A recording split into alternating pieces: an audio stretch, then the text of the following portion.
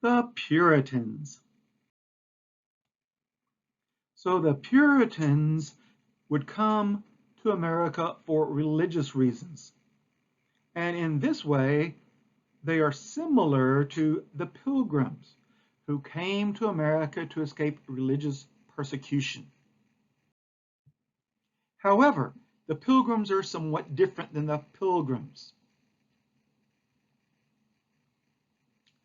When the King of England, Henry VIII, led England out of Catholicism and started his new church in England called the Church of England, many English people thought that it was awesome, that it just was perfect just as it was. Of course, the Puritans were the Pilgrims were the ones who wanted to separate from that church, who believed that Church of England was simply too Catholic and would never be able to be like the church they wanted to be. So Pilgrims wanted to separate from the Church of England, also called the Anglican Church. The Puritans were not so extreme. They also believed that the Anglican Church, the Church of England, was still too Catholic, so to speak. They believed that they could make some changes in it to make it, in their view, better. And so in this way, the Puritans wanted to purify, reform, change the Church of England and not separate from them.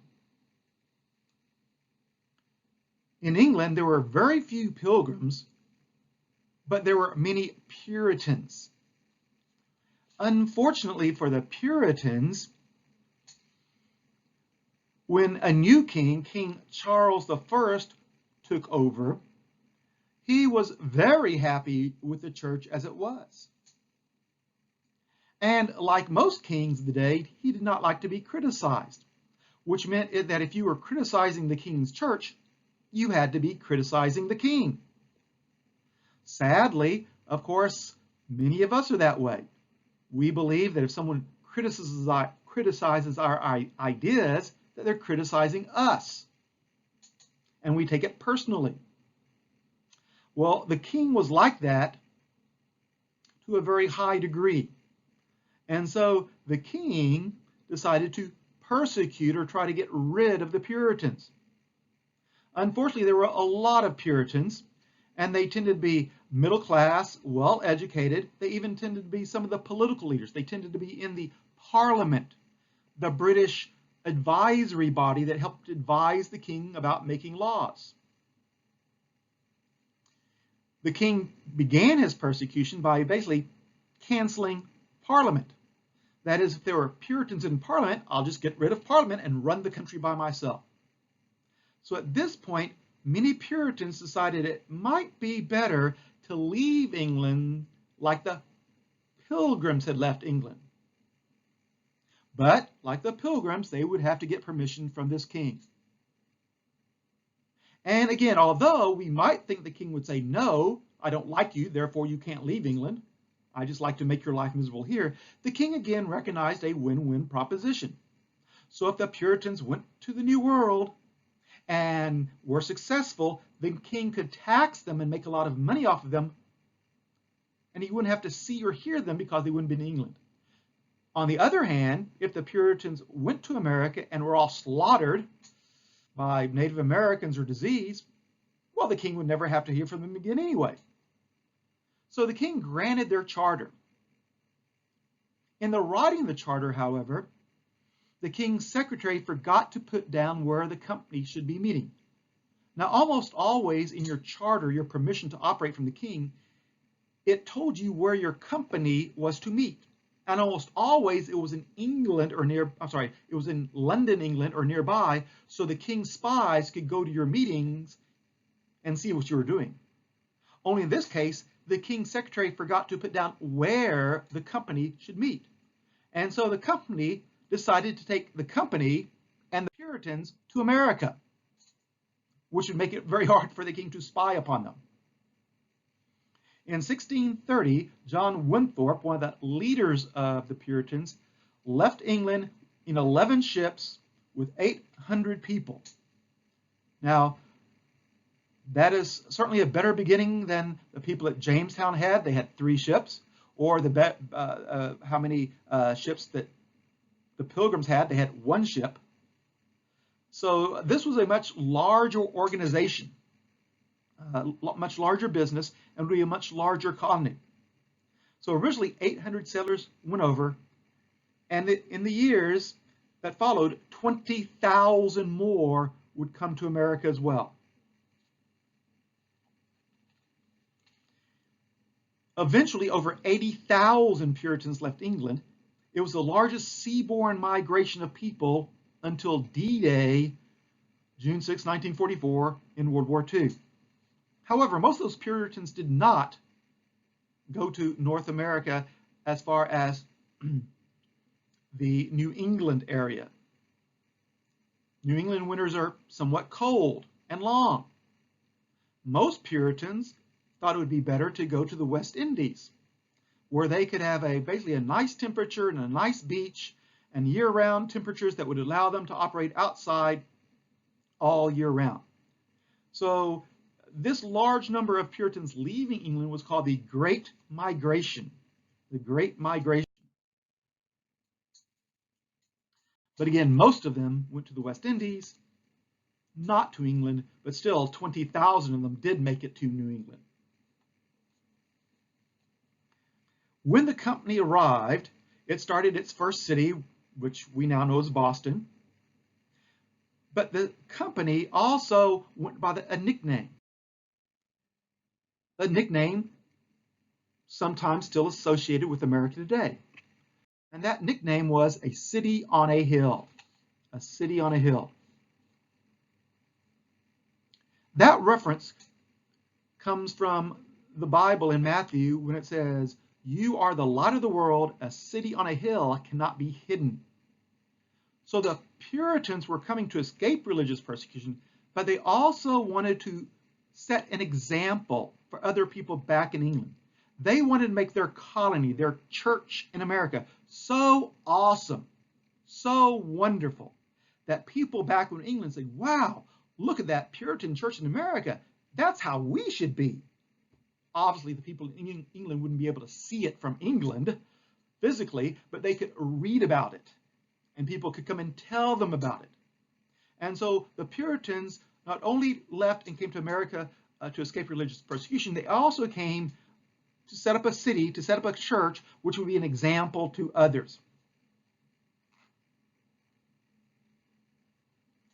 When the company arrived in America, they held their first meeting. Of course, it was a company meeting. The people who had put money into the company were allowed to vote in the company meeting. Altogether, however, there were only about 20 people in the company. They were very rich people.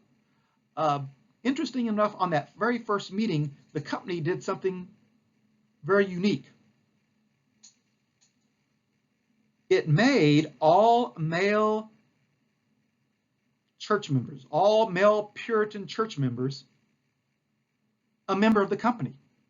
Even though these church members did not put any money into the company made them full members with full voting rights. Now, the company didn't have to. Theoretically, the company, the 20 men, could just have run the entire colony by themselves without asking for any input. But the company extended membership to male church members because of their religious ideas.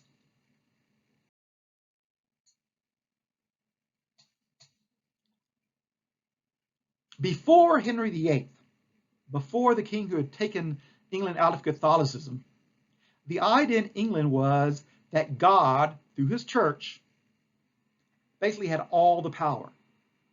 And then the church, God, gave the king some power to run the country. And then if there was any power left over, it went to you. Naturally, there was almost no power left over to give to you, which basically means the church and the king ran the country. Then after the Henry VIII, after Anglicanism, after the Church of England was established, this is the way people thought in England, that the king had all the power. And the king would then give power to the godly people. He would give power to the church. And then eventually, if there was any power left, it would come down to you. Naturally, there was almost no power left to come down to you. But the Puritans believed in something different. They had a different idea about how society should look, how society should operate. In their thought, you and God could be friends. And you basically became a friend of God by freely following God and freely following his rules. In exchange for following his rules and following God, God would bless you. He would allow you to basically be friends with him. Now, God still gave power to the king, because even though you agree to abide by God's rules, sometimes as human beings, we say we're going to do something and we don't. Sometimes, for example, we say, oh, I'm going to start working out. I'm going to start exercising every day. And then we don't do it. So sometimes we need a coach. Sometimes we need someone to help us do what we said we were going to do in the first place. Sometimes we need a coach to come along and say, hey, start exercising now. Start running now.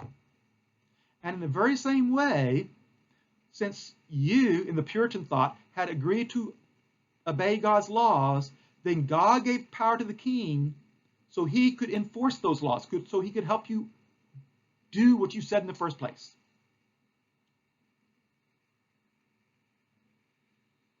But in this regard, notice the arrow goes both ways. It's not just God basically giving power to the king. It is the king helping you one way. Notice the arrow goes the other way between you and the king. That is, the Puritans believed that if that king, if that helper was not helping you get closer to God, then you needed to change helpers.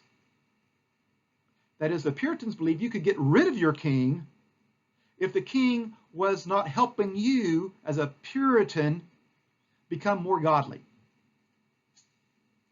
And within 10 years after first arriving in the New World back in England, the Puritans did get rid of their king in what's called the English Civil War. So the idea was that people should be able to accept for themselves whether to follow God's laws, and if they were, their government should be able to help them do what they said they were going to do, and if the government was not helping you, then you needed to change that government. And that's why the Puritan business, those people that put money into the company, allowed all the Puritan male members to vote, all the church members to vote. So we would call that today democracy.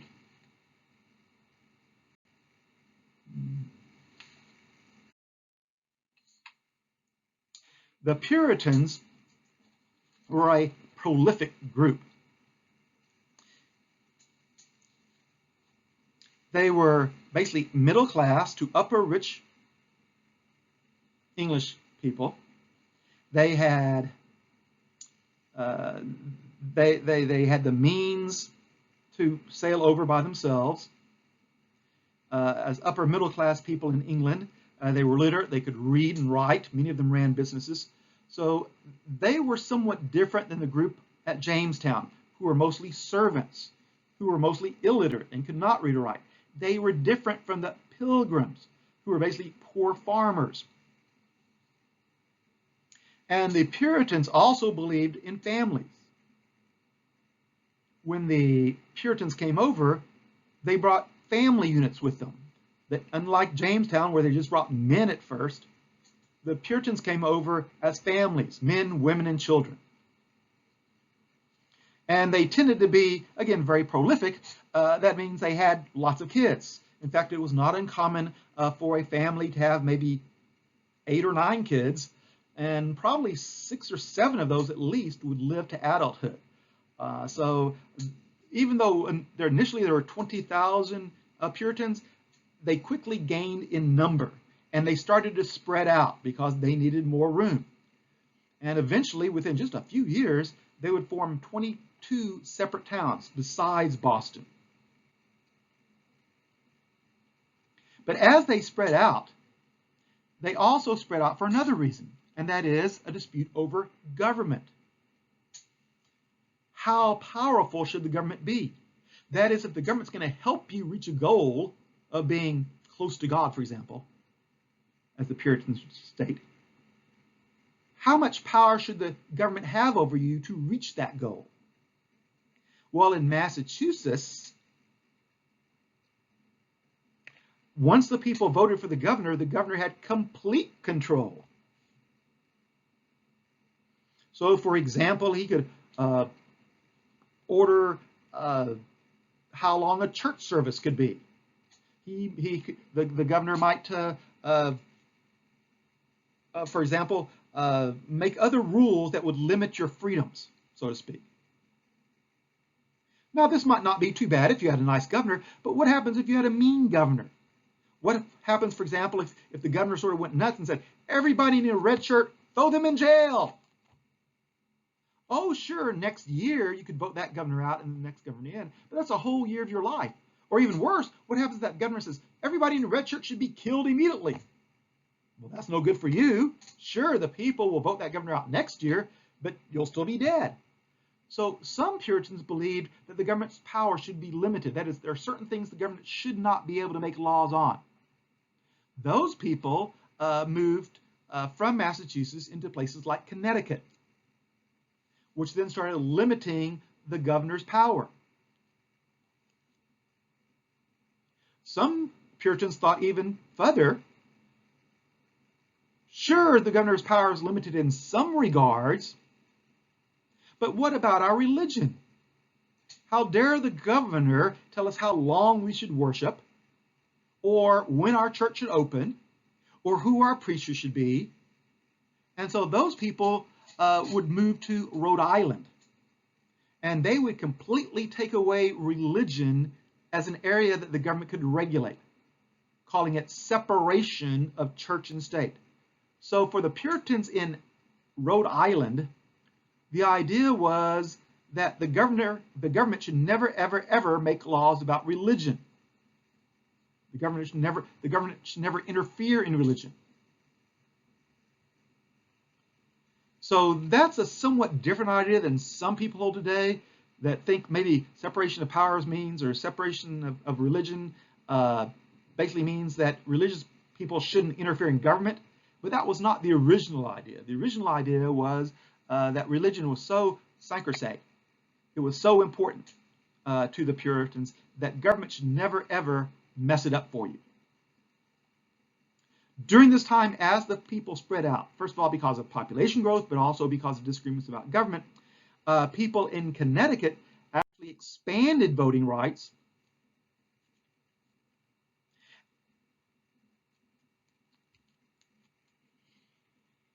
Originally, of course, all male church members could vote.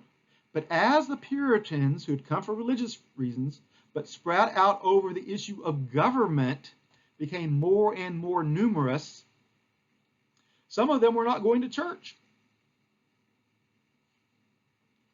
And the issue then began, well, what about these people? Should they be able to take part in government even though they are not going to church? Because after all, if government should never ever tell you about how to run your church, shouldn't government never ever tell you whether you have to go to church or not? And so in Connecticut, in the green area you see on the map, as I mentioned, of course, the Puritans had set up Massachusetts, they had set up Rhode Island, they had set up Connecticut. Of course, the area in the orange were basically inhabited by the Pilgrims. Up in New Hampshire, some fishermen had stopped by and basically started fishing. Those fishermen, by the way, were from the area in England called Hampshire. And so in the New World, they called it New Hampshire or New Hampshire. So basically, they started out to make money. Meanwhile, all the other colonies that you see on the map there, they're colored, They were started by the Puritans for religious reasons, and of course, as to spread out as far as arguing over government. The people of Connecticut expanded democracy by allowing male non-church members to vote.